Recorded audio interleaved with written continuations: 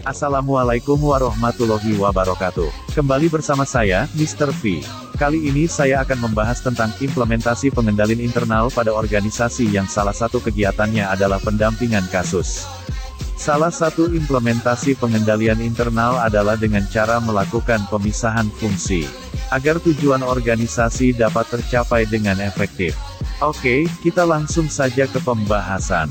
Berikut adalah contoh lembaga atau organisasi yang salah satu kegiatannya adalah pendampingan kasus antara lain. 1. Pusat Pelayanan Terpadu Pemberdayaan Perempuan dan Anak, atau P2TP2A. 2. Lembaga Perlindungan Anak Indonesia atau LPAI. 3. Lembaga Bantuan Hukum atau LBH. 4. Dan organisasi atau lembaga yang bergerak di bidang perlindungan anak, perempuan dan hukum lainnya. Berikut adalah ilustrasi proses pendampingan kasus. Pertama, laporan diterima oleh bagian pendaftaran untuk kelengkapan administrasi. Setelah laporan dilengkapi, laporan diserahkan ke bagian konseling. Bagian konseling atau konselor mendengarkan pengaduan dan menjelaskan tahapan atau proses pendampingan kasus yang akan dijalankan. Selanjutnya adalah tahapan klarifikasi. Lembaga atau organisasi memanggil pihak terlapor untuk mengklarifikasi laporan yang dibuat oleh pelapor.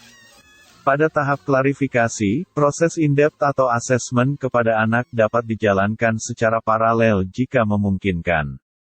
Setelah mendengarkan dari kedua pihak, konselor merumuskan masalah dan memanggil kedua pihak untuk melakukan proses selanjutnya, yaitu memediasi pelapor dan terlapor dalam upaya penyelesaian masalah di luar proses hukum.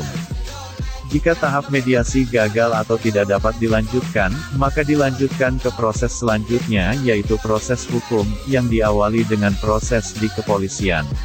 Setelah proses kepolisian, proses hukum selanjutnya adalah penyelesaian di pengadilan. Setelah keluar putusan pengadilan, maka kasus dinyatakan selesai dan diterminasi. Dari proses tersebut di atas, maka kita bisa bagi menjadi 4 bagian sesuai fungsinya. Pertama, bagian pendaftaran. Kedua, bagian advokasi non-litigasi.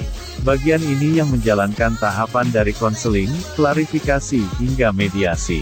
Ketiga, bagian advokasi litigasi, yaitu bagian yang melakukan pendampingan klien selama proses hukum, mulai dari proses kepolisian hingga putusan pengadilan.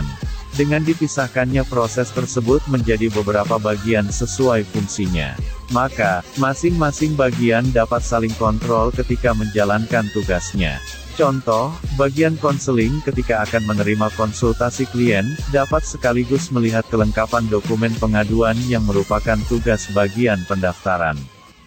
Kedua, meminimalisir kedekatan dan ketergantungan antara klien dengan petugas. Dengan dipecahnya proses penanganan kasus menjadi beberapa bagian berdasarkan fungsinya, maka klien tidak akan berinteraksi dengan petugas mulai dari proses awal hingga kasus selesai didampingi, sehingga kedekatan secara personal dapat diminimalisir, dan independensi petugas dapat terjaga.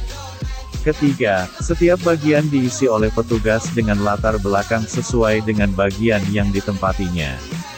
Contohnya, bagian advokasi non-litigasi ditempati oleh orang dengan latar belakang pendidikan kesejahteraan sosial. Advokasi litigasi ditempati oleh orang dengan latar belakang hukum, dan bagian in-depth dan rehabilitasi anak diisi oleh orang dengan latar belakang psikologi, sehingga masing-masing petugas dapat melaksanakan tugasnya secara optimal. Namun sayangnya, untuk menjalankan pemisahan fungsi akan berkonsekuensi dengan penambahan biaya.